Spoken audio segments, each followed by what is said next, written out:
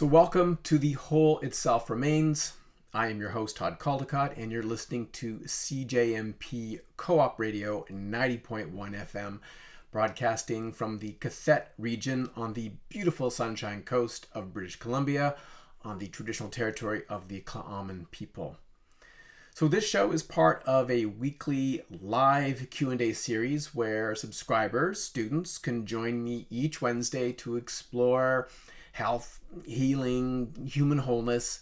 And then after this broadcast, this 1 hour broadcast, we will then do a deep dive into a 30 to 60 minute Q&A where subscribers, students get to ask me anything, be it clinical, personal, or even philosophical. And I'll do my best to answer. And if I can't answer, I will do the requisite research and get back to you the following week. Now, if you're tuning in on CJMP or watching later on YouTube and you want to join the conversation, stay with me and I'll explain how to subscribe at the end of the show.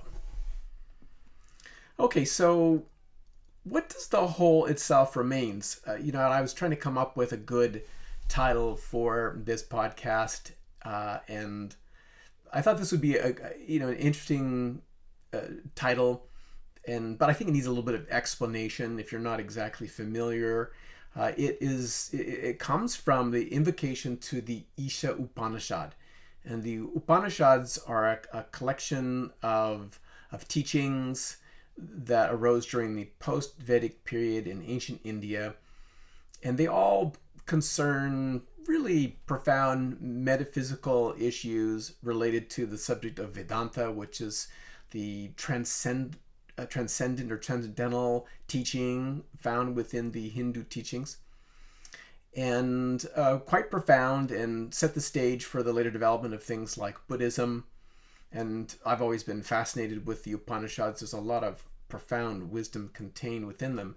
And so this is one, essentially it's a mantra that is the invocation to the Isha Upanishad. And it goes like this. It goes, Om Purnamada Purnamidam Purnat Purnam Uduchayate Purnasya Purnamadaya Purnam Avashishyate. And this is what it means. It means that is the whole. This too is the whole. The whole comes out of the whole. Taking the whole from the whole itself remains. And so it is an invocation that expresses, I think, is a quintessential expression of this concept of wholeness, which is what we're going to be exploring today. We're going to be delving into a variety of topics in this radio show podcast Q&A, but today I really want to spend some time setting the stage of the sort of the concept, the theory behind holism. I think it's important. It will serve as a frame of reference for future discussions, or perhaps people that join in on YouTube and wondering what it is that we're talking about. Well, hopefully this will serve as something of a primer on the subject and give some good understanding about the nature of holism. So I have been fascinated with the subject of holism for a very long time. I've explored it from a number of different angles. If I got to go back into my own history a little bit, I think it probably all began in my adolescence. I think like many young people, when I was around 16, I'd come to the realization, and this is, of course, along with a very difficult family childhood environment, that I didn't really understand what the point of life was. It really didn't make a lot of sense. I think a lot of teenagers go through this. I think maybe some of you might have had that experience as well. And so I was depressed. And I tried to find answers in various different sources, and I wasn't satisfied with the easy answers of religion. I just needed to believe something.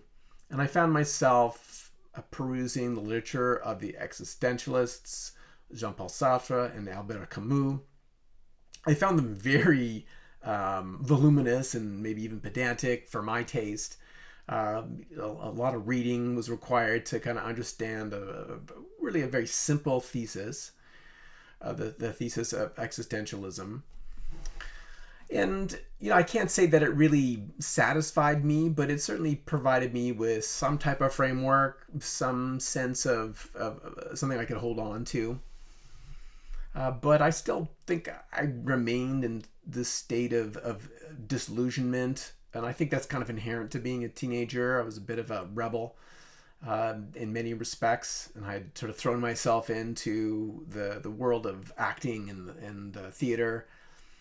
And I did that right out of high school. Actually, I was in a theater festival, and we won. It was not province wide, but it was in our city in the greater urban area, suburban area of the city. So the Greater Vancouver area. It was a theater festival, and we won best play. We got best director. I got best actor, and it was one of those kind of really momentous experiences. I was downstairs after the performance in the green room, and the audience was still thunderous applause, clapping and stomping on the floor, and an agent came downstairs and opened the door and said, "Call me in the morning," and so that began my career in film and TV.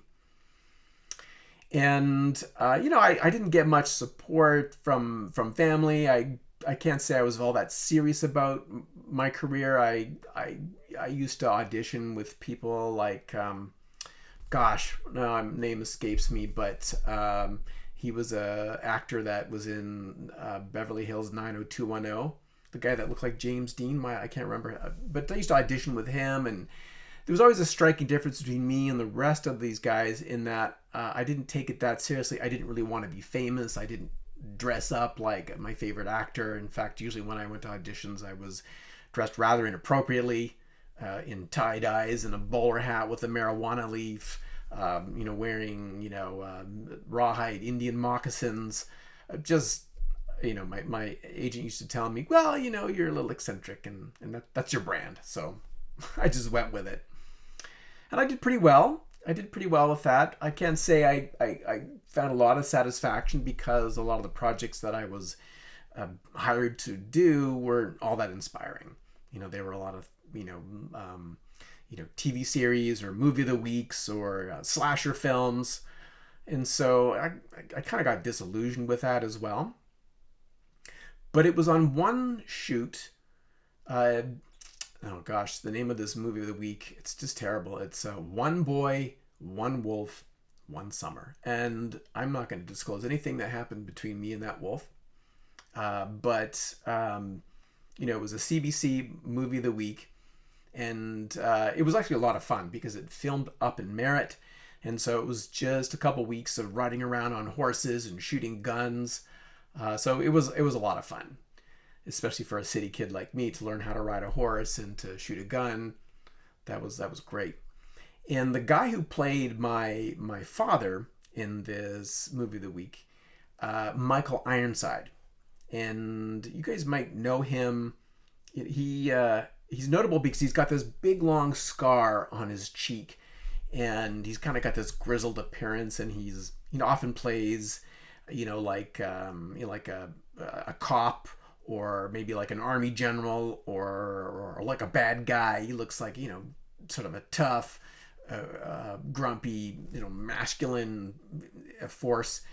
And interestingly, because he actually told me that he got the scar, he fell through a plate glass window when he was drunk. He's actually Canadian, and I think that scar served him well because definitely made him a type, and he basically is a character actor. But he was playing my dad, and we got along quite well. I think it happens when you're on a film set and you have in the film and the movie and the show, you have a relationship with that person, like you're a romantic interest or like a family sibling relationship, and you end up behaving a little bit like that on set. It's just the nature of the beast. And we were driving to set one day. The Teamsters were driving us, and I had a mixtape, and I was listening to like a lot of music from the late 60s, early 70s. I'm Gen X, but I didn't really identify with my cohort. And he's really taken with the music, and we were chatting, and then he asked me, had you ever read the book Zen and the Art of Motorcycle Maintenance? And I hadn't. And so when I got back to Vancouver after filming this show, I went to the bookstore and I picked up a copy. It's a very famous book. And, I can't remember the substance of the book so much. My main takeaway from it was that is this function of gumption. In order to get through life, that we need to develop gumption, and that coffee was a good way to do that. And that's all I really remember from the book, except that it had an interesting bibliography. Robert Pirsig was a philosopher of sorts, and so he referenced many different philosophical texts, and in particular texts I'd never heard of, including the Tao Te Ching, which is, I think, perhaps the most profound of the Taoist texts from China, said to be written or compiled by Lao Tzu, who is depicted as this wise man who sort of wanders the countryside on this donkey, dispensing these platitudes of wisdom and deep insight. And I picked up that book, and it had a profound experience on me. Number one, there was so much rich meaning contained within just a few short notes. Like, I think I got stuck on the first chapter of the Tao Te Ching, which is just like in maybe 3 or 4 stanzas, that I just reread that chapter over and over. I would read it, and then I would go for long walks and just think about it. It's maybe a little bit of an odd thing for a 19-year-old to do, but that's kind of how I was wired. I wasn't up there partying and going to clubs. Instead I was, contemplating the wisdom of the Tao Te Ching. And it had a fairly significant impact upon my awareness, and it really fostered a broader interest in metaphysics and spirituality. And I got to the point in my career where I was just completely bored with the different projects that I was engaged with, and I decided to sell everything and go to India. I saved up a few $1,000 and I went to India, and I traveled around there for a year on about $2,000, which, this is like 1989. So, it's more than it is now in terms of its purchasing power, but it wasn't that much. I was surviving on just a $1 or $2 a day in India. I thought that, there's like, what, 1 billion people there. They survive on pennies a day. I should be able to survive on a few bucks a day. And, it was not a very good idea. I went and, ate food that normal Indian folks would eat. I stayed at the guest houses and lodges that normal Indian folks would stay in. And unsurprisingly, I got really sick. And, I almost died in some respect. Thankfully, it was one time I was at the hotel. I was so sick. The room was spinning. I got up, to go to the front desk of this, we'll call hotel, and get my bottled water, stagger back to my room, drink the bottled water, glug, glug, glug, glug, glug, collapse on the bed for 20 minutes, wake up, and then go to the squad toilet, and then just poop out water, and then go and collapse again on the bed. And that was me for a couple days until I smartened up, and I saw that I had some antibiotics in my med kit, and I took those. And that probably saved my life. And so after that, I was by no means cured, but at least I wasn't dead. And I decided to continue my journeys, and struggled with my digestive health and just feeling well through much of that trip, but still had some pretty fantastic experiences. Actually, it was only until I found my way up into northern Pakistan in the so-called Hunza region, which, if you're familiar with it, Hunza is often cited as an area where people achieve great longevity. And, I can't claim to have undertaken a in-depth study of whether or not that is true. But what I can tell you is that the long, arduous journey to get up there. And by the way, I was traveling in northern Pakistan, which is also known as the tribal area. It's just lawless, wild area. A lot of religious fundamentalists up there mixed in with different tribal groups. It's an arduous 3-day journey on the Karakoram Highway, high up over mountain passes. But when you get to Hunza, you round the corner and there's this amazing valley. And I was there in springtime, just as the apricot trees were coming into blossom, with this huge mountain. And this is the Himalayas, right? So we're not talking about the Rocky Mountains. We're talking about mountains that are 5-6 times the height. So it's hard to even fully appreciate how huge they are. But this giant mountain, Mount Rakaposhi, and the valley swathed in these pink blossoms. And I went down there into the valley, and I found a place to stay, and eating their food and drinking the glacial water. I've never felt energy just flowing into my body like I did when I spent time there. It was quite amazing. And so I spent several weeks there, and I got myself reasonably better. And then I continued on my journey down through parts of Afghanistan to the south of Pakistan, across the border into Iran, and eventually found my way to a little city called Shiraz, where I ended up getting inducted into a Sufi spiritual group. So I guess I'm a member of the Sufi Brotherhood. I haven't reconnected with them, but I would love to go back sometime. And then I continued on my way to Turkey until I went to Istanbul, and I saw my first McDonald's, and I got on a plane and I flew back to Sri Lanka, and I spent several months in a meditation center in Sri Lanka before returning back to India, and then running out of money, went home. But I came back, because I was living on so little money, and I wasn't in Hunza for much of that time. Obviously, it was just a few weeks that I was there. I wasn't eating well, and I wasn't doing well. I had lost a lot of weight, and someone like me that is actually kind of more of a skinny body type, it was pretty bad. So I came back and I sought help from a number of different practitioners, and I didn't get help from anybody until I met an Ayurveda physician.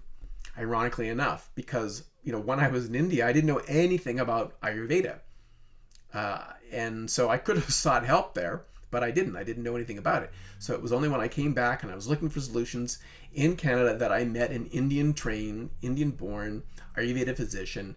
And he was the first one to tell me what to eat, when to eat, and give me some very simple, affordable herbal remedies.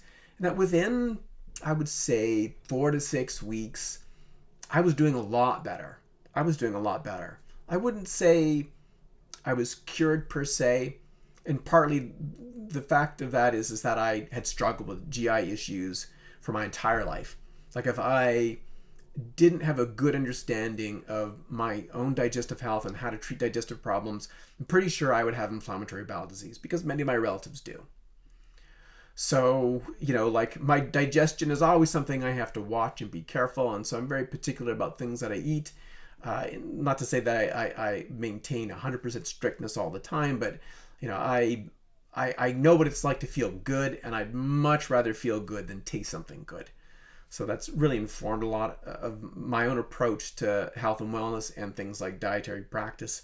That ultimately food is part of something we consume to give us the energy so we can live the best life. That food is not an end in and of itself. And unfortunately, in our modern society, with this emphasis on like being a foodie, it's created a lot of I think confusion for people, because they think that food is something that you should always enjoy. I mean, it shouldn't be something that you hate per se. That's definitely not the case. But food is a fuel, and it's meant to nourish your body. That is the first priority, and everything else is subservient to that. And so that's what that experience taught me. And I was so fascinated with Ayurveda that I wanted to study. I studied with this practitioner, Dr. Sukumaran, and it was kind of like a Gurukula type training, but I could only get so far with him, and I was thinking about going back to India, but I had just come from India, so I wasn't prepared to go back again. I needed to save some money, but there was a school that was opening up, a school in Western herbal medicine. It was the Wild Rose College of Natural Healing. It later became the Coastal Mountain College of Natural Healing. That's what it was, or Healing Arts. That's what it was when I graduated. And then it went on to become the BCHA Institute of Naturopathic Medicine and became a very different program. And I was the first in that graduating class, and it was a certified program. You could apply for student loans. And that's certainly what I did. Got myself into a whole bunch of debt and learned a lot about herbal medicine. Unfortunately, not much about how to be an entrepreneur, which I realized after the fact that that's a large part of what this is. And so it took me a number of years to figure that part out. And then I just continued with my studies and eventually ended up in the Kootenays, where I opened up a practice. And I really got into the wild crafting, making your own medicine aspect. And then eventually found my way in Calgary, where I became director of clinical herbal studies at the Wild Rose Calgary campus. And I did that for a few years before I did a brief stint working in the corporate world, working for a company that confirmed everything I ever thought that was problematic about the supplement industry. That's exactly what that experience taught me. It was only there for a very short period of time. But it confirmed for me that much of what exists in the supplement industry is just a bunch of bullshit. It's unfortunate, but that is the case. Much of it is. Not all of it by any stretch. But it still suffers from the kind of consumerist mindset that so many other different areas of society suffer from. So natural medicine is not immune from that, unfortunately. And then I eventually found my way back to Vancouver, and I practiced and I taught. I wrote some books. I wrote a book called Food is Medicine, and some other books, lots of articles and journal articles. And then eventually ended up here 5 years ago on the Sunshine Coast of BC, where I live in a little farm. And we grow lots of food, and we grow medicinal plants. We have a dispensary here that we've been building out. I've got a dispensary manager now, and so she's learning how to make these different products and herbal extracts with me. And we're just slowly building out this capacity to create and sell these artisanal, handmade herbal products.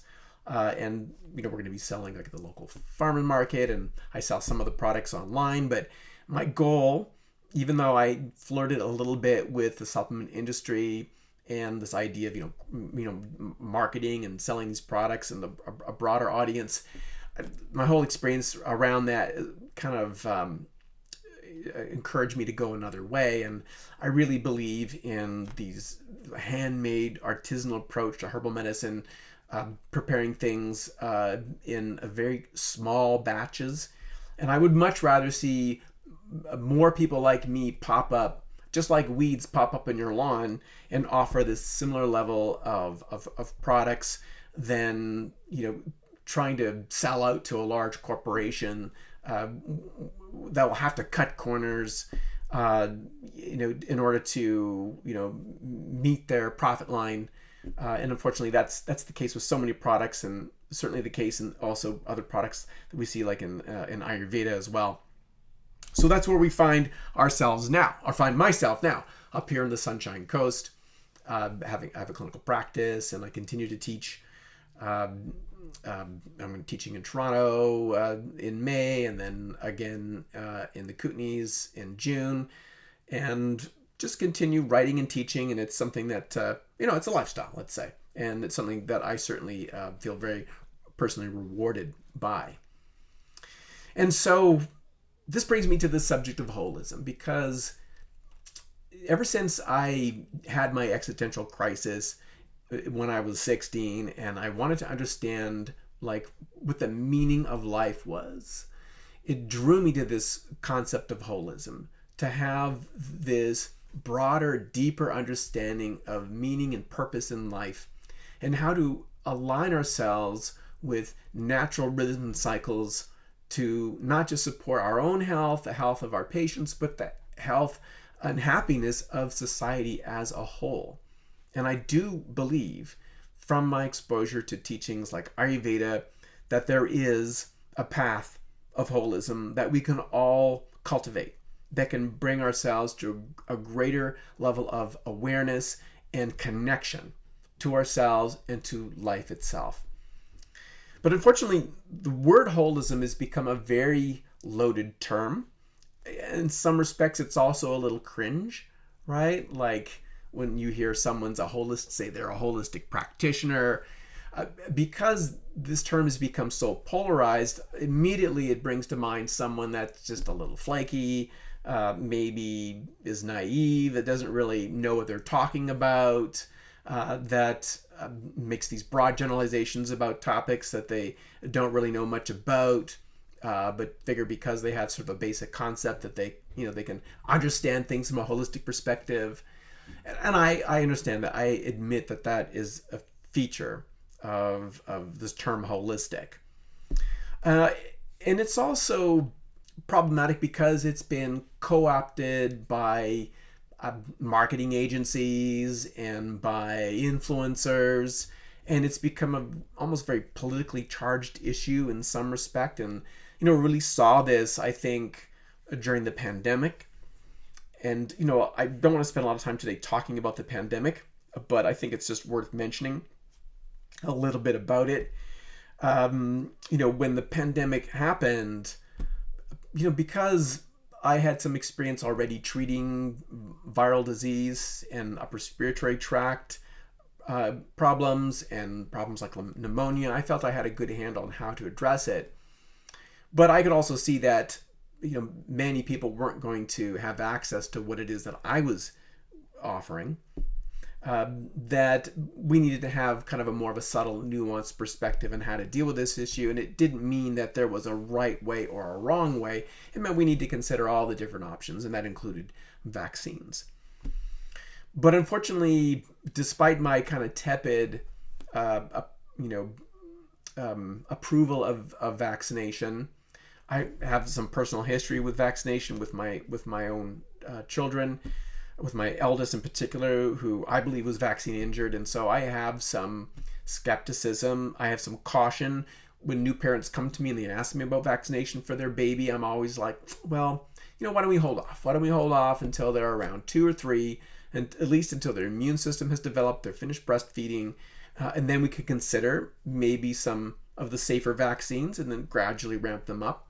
But of course, if you look at the vaccine schedule, it's often recommended, children under the age of 3 are exposed to like tens of different types of vaccines before their immune systems have fully developed. And I have some concern with that because of my personal experience and because of what some of the data shows. So I had some caution around that. And also, for example, I expressed some caution around people with autoimmune disease becoming vaccinated. And that's interesting because the health authorities were saying people with autoimmune disease should be vaccinated first. But I was like, what does a vaccine do? It's going to stimulate an immune response. These are people that are suffering from a hyperinflammatory immune response. It doesn't make sense to give them something that's going to challenge that further. They should be cautious. They should hold off. And sure enough, we saw a much higher rate of adverse effects in folks with autoimmune disease. That said, when you apply a campaign, a therapeutic campaign like the vaccination, and hundreds of millions of people, in fact, upwards of billions of people, there's going to be adverse effects. That should have been predictable. And I certainly predicted it. But unfortunately, the way we understand things like medicine and the benefits of medicine, or the features of things like, say, the transmission of disease. People had this notion that if you get vaccinated, you're not going to transmit the virus. But of course, it certainly is the case. The vaccines weren't very good, especially when the different variants began to arise. It wasn't very good with stopping transmission. And so that kind of undermined this whole thesis of the mandates. Another very controversial topic. But we know, I mean, you all lived through it, so I don't need to explain it to you, but we all know how polarizing that experience was. And, I had already been aware that even prior to the pandemic, especially in what I would call New Age circles, there was already a lot of pre-existing skepticism towards medicine and things like vaccination, a lot of different conspiracy theories that arose from that. There was a book I read many years ago called "Nothing in This Book is True, but It's Exactly the Way Things Are." I think I got that title right. It's the Great Grand Tome of Conspiracy. All the different conspiracies, they're all linked together. It's basically, save you a read, it's that there's some soulless Martians, they're reptilians, and they walk around on Earth, and they're trying to vaccinate us and microchip us and somehow steal our heart energy. And I thought that book was interesting. It was very readable. And but it didn't have much of an impression on me. It was fun to read. It was kind of like the Da Vinci Code or something, right? And I passed it on to a colleague, and I was very surprised to see how he went right down the rabbit hole with it, like an uncritical acceptance of everything that was in that text. That's what he did, and I was so surprised. And I saw firsthand, and this was like I would say in the late 90s, I just saw how dramatic of an impact this type of conspiracy thinking had. And so there is this association between holism and conspiracism, that they are one and the same. And I don't think that's the case at all. And I hope to explain why that is, but it is an unfortunate aspect or element of this of this energy around the concept and practice of holism is associated with this New Age conspiracism. And I think it's problematic, and I hope to disentangle that a little bit. It's not that I want to lambaste the New Age movement entirely. I think there's some good things in there, some useful things in there, but I think that the conspiracy minded folks are being disingenuous, and part of that is because they're just not really doing a lot of thinking about what it is that they're saying.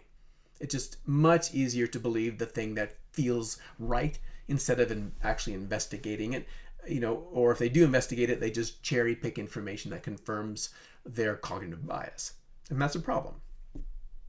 So the pandemic really sort of gave me pause to think about the concept of holism and how it's applied, and how polarizing it became, and how politicized it became. It's a really interesting phenomenon that a lot of the folks that I knew that were into the sort of the New Age conspiracism probably would have identified with being more on the left side of the political spectrum, more progressive, and that with the pandemic it shifted.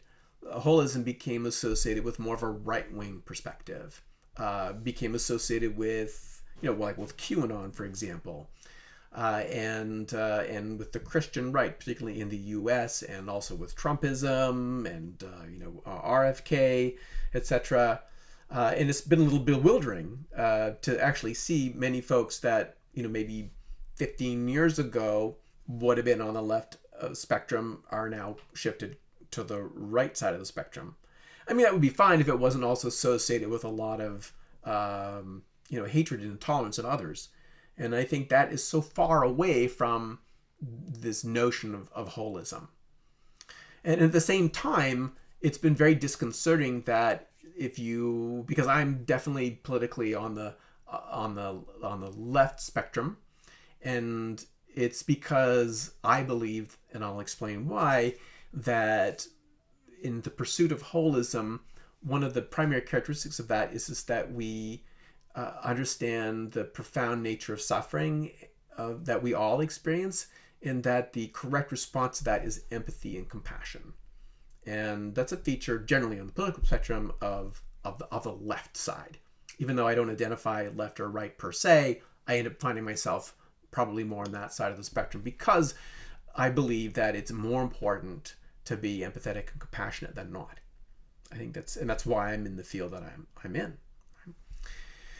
But what's interesting is that on the left's perspective, especially during the pandemic, that if you were espousing sort of left-wing perspectives, you ended up being anti-holistic, at least how it's applied in terms of the application of medicine. You know, the different alternative or complementary therapies that might be applied, whether it was vitamin D or different medicinal plants.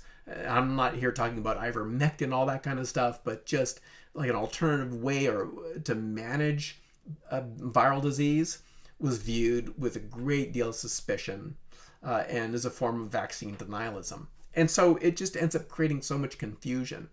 And so, you know, I'm disappointed with both people, with both sides on the political spectrum, because neither really seem to understand the fundamental issue. And I hope to explore that in this podcast. But there was already some problems with holism. You know, I think, you know, given my skepticism towards the supplement industry, you know, it says the holism part out loud, but what it's not saying is that it's really just a vehicle for marketing a product. And so what the wellness industry gets wrong is that wellness and holism is a function of product consumption and not about a systematic approach to wellness, which for the most part does not rely on products. It's an approach to life, an approach to living. And the wellness industry wants to sell you the aesthetics of that to some extent, but always tied to some type of product. And it suffers from a great deal of reductionism. One of the things that has driven me crazy on the internet is, you know, like, what are the top 5 things you can do for your gastroesophageal reflux disease? Or what are the top 5 things you can do if you've got hypertension? And people come away from that thinking, oh, there's just 5 things I got to do. If I do these 5 things, then it'll resolve the issue. And the thing is, it's always way more complex than that. And so it ends up being quite naive and simplistic to just apply this very reductionist approach without understanding the fundamental basis of this holistic paradigm. So that's something I hope to explore also in this podcast. It's also another kind of sticky issue it's worth exploring is that this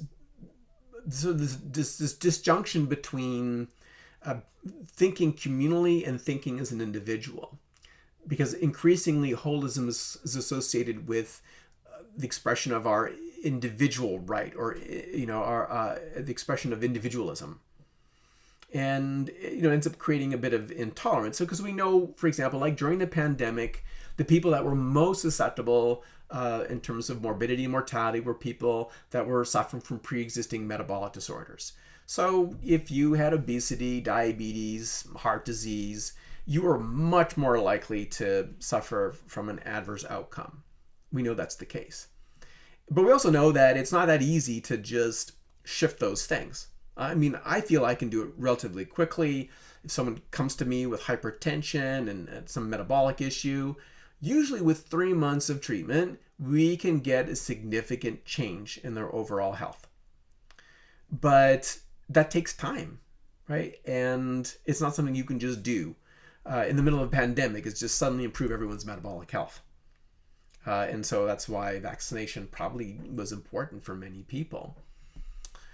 But sort of inherent in that thinking is that, okay, so if being healthy means taking personal responsibility, and it means undertaking those measures like changing your diet and making sure you're exercising, etc., then, you know, to apply these principles of holism is a function of you expressing this individualism, that it's up to you. Pull yourself up by your bootstraps and, you know, get your house in order and figure things out, right? And that is an aspect, that is an important aspect. We have to take personal responsibility, but it also disconnects us from the broader conversation, which is just that if we are truly being holistic, then we need to look at disease and imbalance as being a social phenomenon. I'm a big fan of thinking of humanity as a superorganism.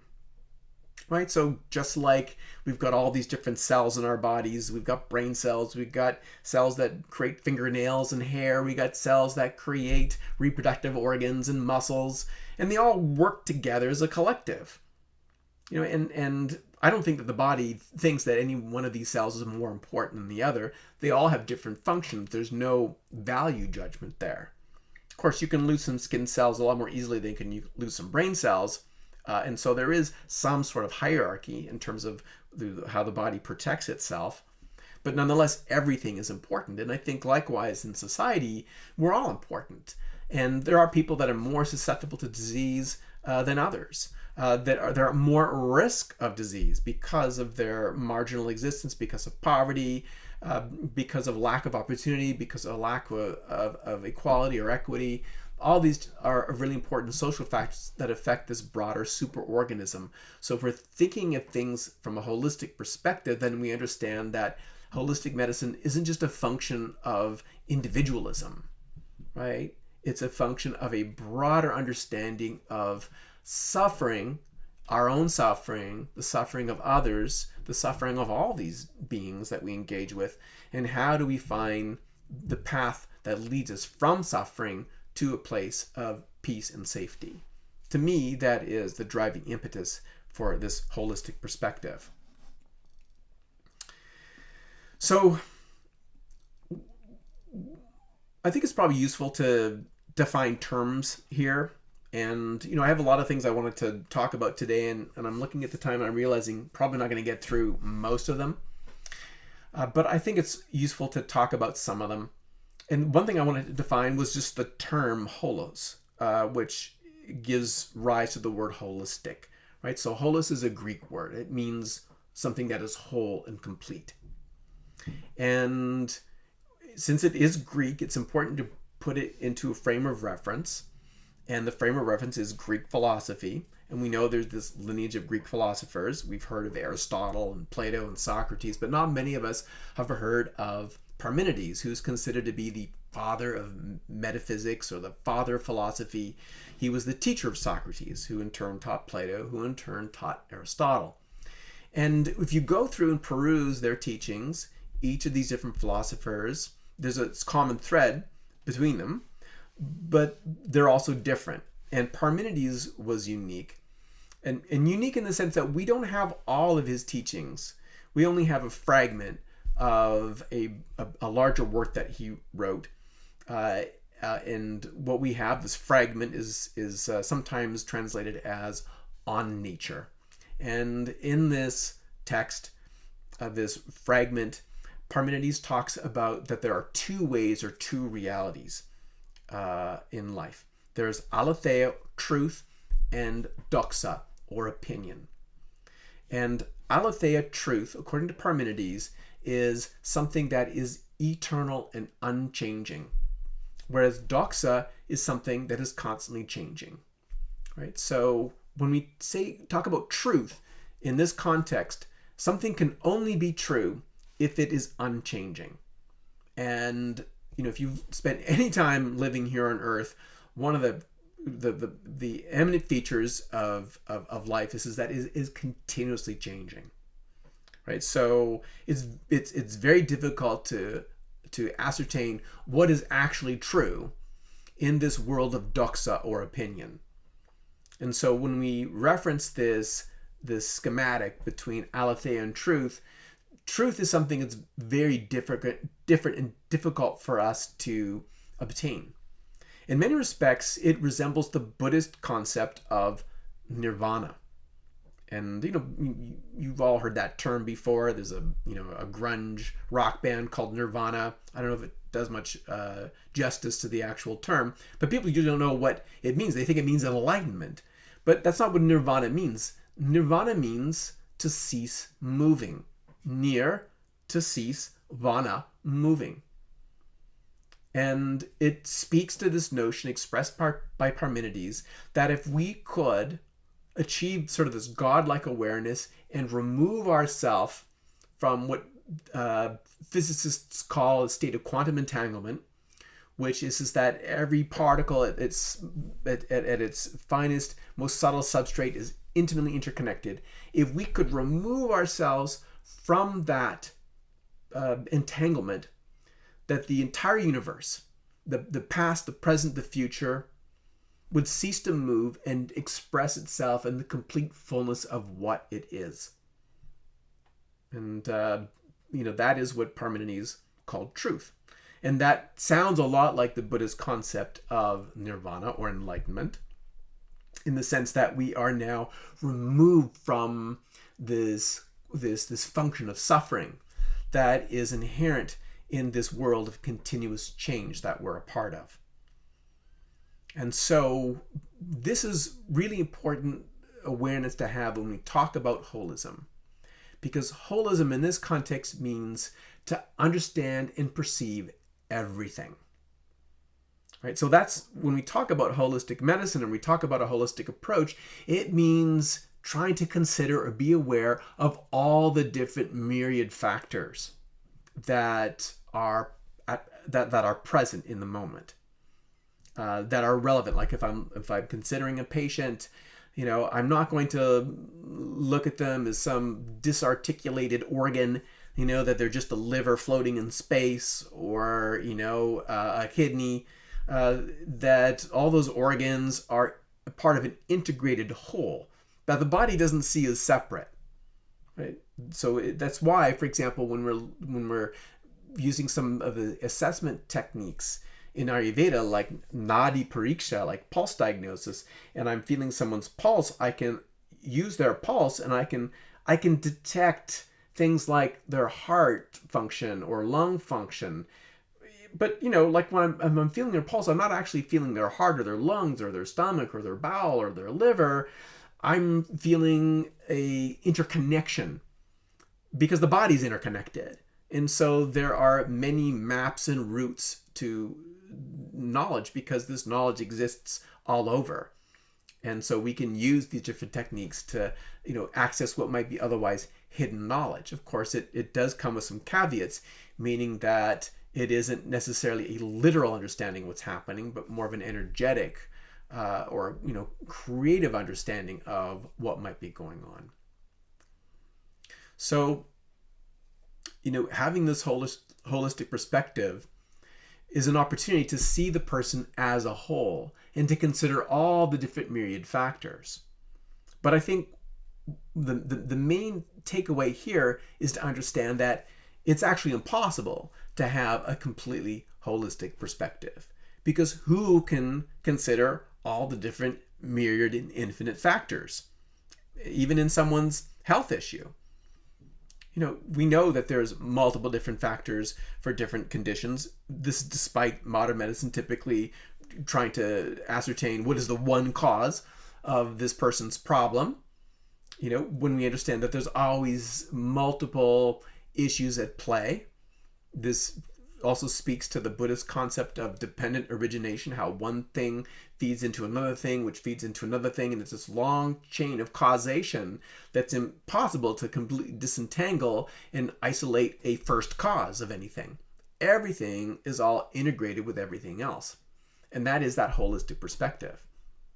But at the same time, as I say, it's impossible to have that holistic perspective and to even speak it, right? So if we are able to achieve that kind of godlike state and perceive truth, then what do we have to say? What could I communicate to you possibly that you would understand about that?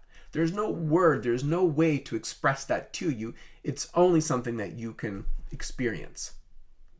And so it ends up being actually kind of useless in many respects, at least from a practical perspective. And so I think the takeaway when we're approaching things holistically is, number one, is humility.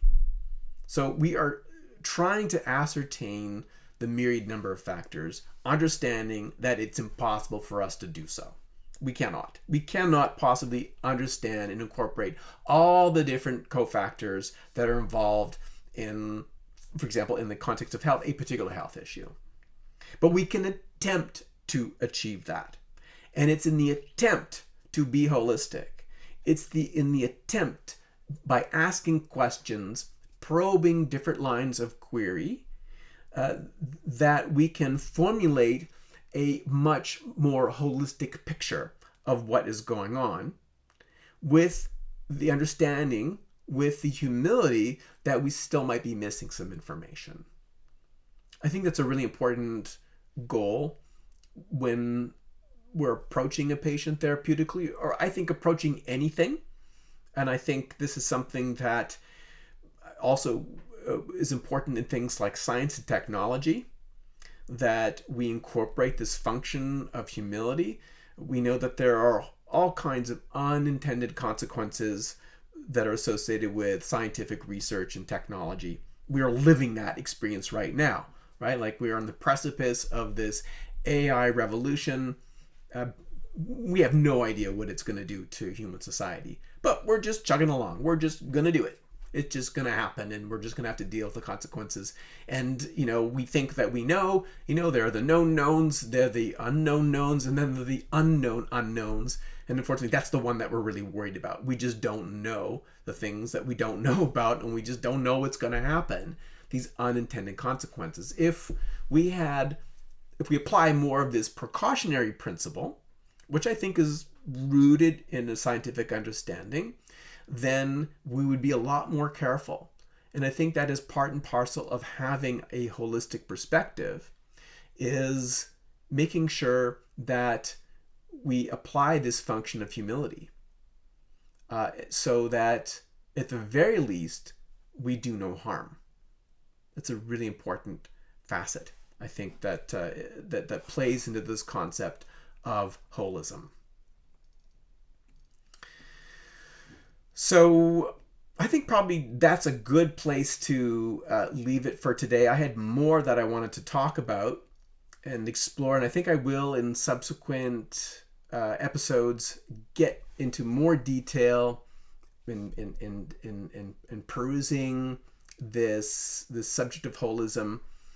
And my goals for this podcast are to, of course, give you a frame of reference and understanding of holism.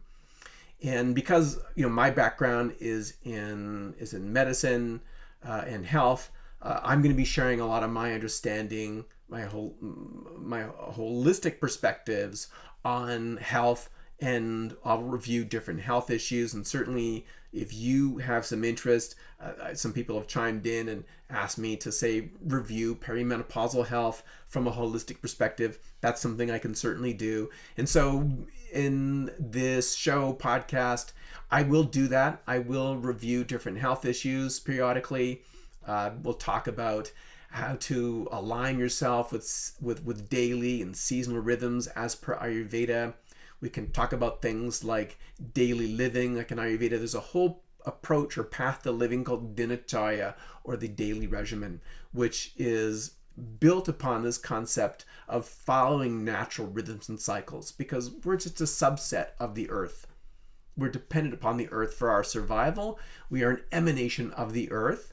And in order to achieve health, we want to align ourselves with these natural functions and not work against them.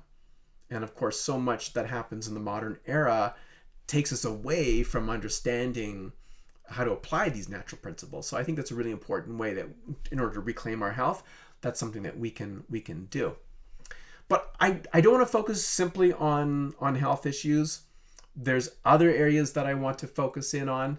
I think if we're having a holistic perspective, it's important that we consider all the different aspects, because, even though I'm maybe narrowly focused on someone's health, it's obviously going to include things like their lifestyle. So I do talk about that, but it's also going to involve things like relationship.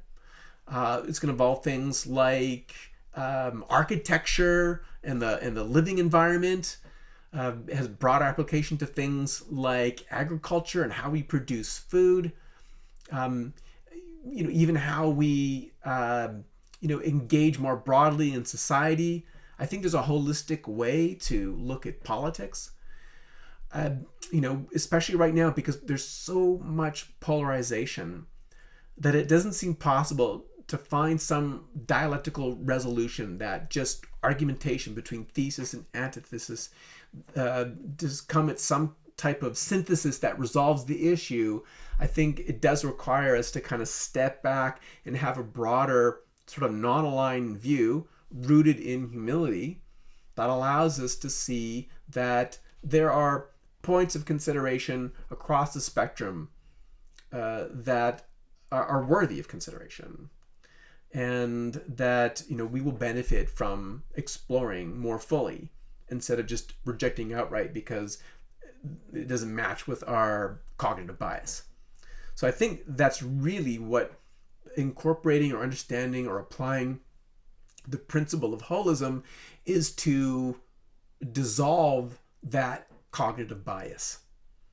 I mean, it's the transcendental nature of what is taught within holism, of transcending the limitations of just mere opinion to cultivate something which is a more durable and profound truth that can be universally applied. So that's what really inspires me. So I want to explore different topics as well. Although, once again, my expertise is primarily in health and wellness medicine, so I will focus in on that. I will occasionally explore these other topics, and I'm super excited to invite other people to come in and to share their expertise. So if you know someone that is an expert in a particular field, it could be in health as well. I'm happy to talk to someone else who has that maybe different perspective or a different background. But maybe they're have an expertise in agriculture or even finances. Like, is there a way for us to approach financial health in a holistic perspective? And I don't mean just like having a diversified portfolio of passive index ETFs and Bitcoin and gold, and I'm not talking about that per se, although that could be part of it. But how do we approach finances in a holistic way? How do we approach our economic system in a more holistic way? I think many of us are suffering because of we haven't done that requisite thought, and we're kind of stuck in this kind of dualistic paradigm of embattled perspectives and not able to incorporate a more of a holistic perspective. So I want to explore those things as well, because I think everything is interrelated and can't be separated. So that's something that I want to do as well. Okay. So that's it for me for today. Thank you for joining me. If you want to join the subscriber pool and you want to be participating in the live Q&A after this show broadcasts, all you need to do is go to dogwoodbotanical.com/subscribe, and you can join up. It's a nominal fee. It's just $50 US for an entire year. And it just gives me a little bit of financial incentive to keep this going and to pay some bills. So I appreciate your support. But if you can't afford it, there's no problem. You can listen live on the radio on CJMP 90.1 FM Co-op Community Radio. I'm so happy to be part of this. And also you can catch us on YouTube. All right. So thanks so much for joining us. I look forward to connecting with you next week.